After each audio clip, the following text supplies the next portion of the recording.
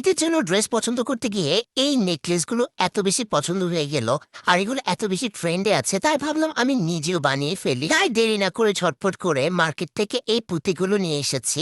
আর আমার কাছে এই প্লাস্টিকের শিটগুলো ছিল আগে থেকে। তাই B7000 গ্লুর মাধ্যমে আমি প্রথমে একটা বড় স্টোন এটার মধ্যে লাগিয়ে নিচ্ছি। আর এই বড় স্টোন গুলো তো মার্কেটের লেজের দোকানগুলোতেই পেয়ে যাবে। এরপরে এই চিকন চিকন যে লেসগুলো ছিল, পার্লের লেসগুলো, সেগুলো আমি লাগিয়ে দিচ্ছিলাম। প্রথমে আমি যেটা লাগাচ্ছিলাম সেটার মধ্যে স্টোন প্লাস ছোট ছোট পার্ল অ্যাড করা ছিল।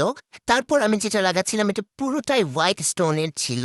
আমি আর কি নিজের মতো করে কাস্টমাইজ করে বানাচ্ছিলাম। তোমরা চাইলে তোমাদের মতো করে ডিজাইন করে বানাতে পারো। আর এই স্টোন, বড় স্টোন যেটা দেখতে পাচ্ছ সেটা কিন্তু অনেকগুলো সাইজের হয়। তোমরা চাইলে চারকোনা শেপেরটাও নিতে পারো, চাইলে কালারফুলও নিতে পারো।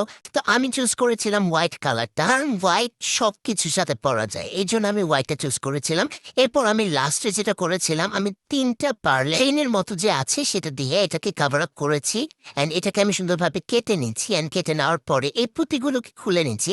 আর এটাকে খোলার কারণ হচ্ছে আমি এই পুঁতিগুলোকে এটার মধ্যে দিয়ে দেবো। তো প্রথমে আমি একটা বড় পুঁতি ইউজ করছিলাম, আর তারপরে এই ছোট একটা করে পুঁতি দিচ্ছিলাম। তো এই প্রসেসটা আমি ফুল মালাটাতে ফলো করেছি। অ্যান্ড এইভাবে করে করে আমি গেঁথে নিচ্ছিলাম। এটা তোমরা চাইলে প্রথমে যেরকম ছিল ওরকমও রাখতে পারো। আর এই প্রসেসটা ফলো করে কিন্তু কাজটা করতে পারো। তোমরা যদি অন্য কোনো কালার ইউজ করো সেক্ষেত্রে আর একটু লুকটা সুন্দর আসবে। আমি যেহেতু একদম হোয়াইটের মধ্যে রেখেছিলাম, তো অনেকটা সেমই লাগছিল আমার কাছে। ছোট ছোট পুঁতিগুলো আমার মনে হচ্ছিল এত বেশি বোঝা যাচ্ছে না, বাট এখানে যদি কালারফুল পুঁতি ইউজ করতাম তাহলে মনে হয় বেশি বেটার হতো। যাই হোক, যেটা হয়ে গেছে।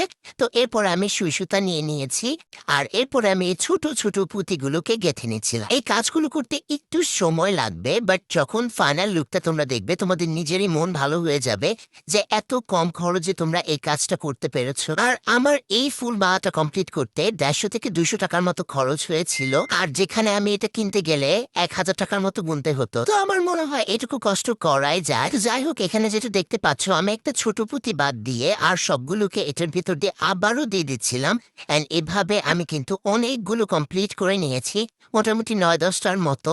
অ্যান্ড এগুলোকে জাস্ট এভাবে বেঁধে নিচ্ছিলাম। এখন তোমরা চাইলে এটার জন্য প্লাস্টিকের যে রশিটা সেটাও ইউজ করতে পারো, আমি সুতাটা ইউজ করেছিলাম। এখন তোমাদের প্রশ্ন থাকতে পারে, আপু এই ঝুমকাগুলো কোথা থেকে পাবো? তোমরা মার্কেটে গেলে যে কোনো লেজের দোকানে কিন্তু এই টাইপের ঝুমকাগুলো অ্যাভেলেবেল পেয়ে যাবে। আমি নিজেও জানতাম না এগুলো মার্কেটে এত ইজিলি অ্যাভেলেবেল পাওয়া যায়। আমার হচ্ছে মোটামুটি 20-30 টাকার মতো লেগেছিল এই একটা ঝুমকা নিতে।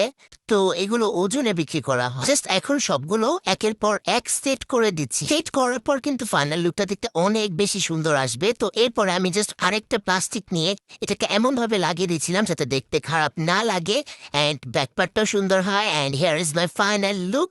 কেমন হয়েছে তোমরা কমেন্টে জানাতে অবশ্যই ভুলবে না।